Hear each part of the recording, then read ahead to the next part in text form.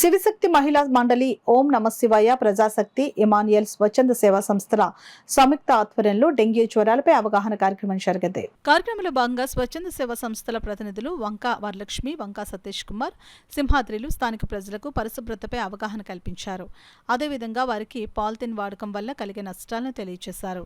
స్థానిక ప్రజలకు మొక్కలు పంపిణీ చేశారు. ఈ సందర్భంగా శివశక్తి మహిళా సంఘం అధ్యక్షురాలు వంకా వరలక్ష్మి మాట్లాడుతూ దుమ్మలపేటలో డెంగ్యూ జ్వరాలపై స్థానిక ప్రజలకు అవగాహన కల్పించి అనారోగ్యం వస్తే తీసుకోవాల్సిన జాగ్రత్తలను తెలియజేశారు. ఈ కార్యక్రమంలో రామాదుర్గ, దేవి, లావణ్య, చింతపల్లి లక్ష్మి, శ్రీదేవి, స్థానిక మహిళలు పాల్గొన్నారు.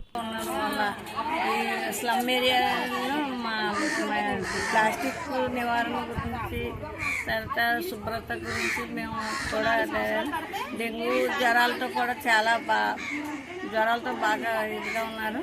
అందువల్ల మేము కూడా ర్యాలీ చేసి వీళ్ళ పరిశుభ్రత గురించి ప్రజలందరికీ కూడా అవగాహన కల్పించడానికి మేము ప్రజలందరూ కూడా ముందుకు వచ్చారు. డాక్టర్ ఆర్పీలు అందరూ కూడా దీనికి చేసి ఎన్జిఓస్ ఆర్పీలు అందరూ కలిసి దీన్ని అభివృద్ధి చెందాలని అందరికీ ప్రజలందరికీ తెలియజేయాలి. కార్నిష్ చారిటబుల్ సొసైటీ నుంచి ఈరోజు మొక్కల పెంపకం, తర్వాత ప్లాస్టిక్ నిరోధం, వీటన్నిటి మీద అవేర్నెస్ ప్రోగ్రామ్ ఇవ్వడానికి మేము పాల్గొనడం జరిగింది.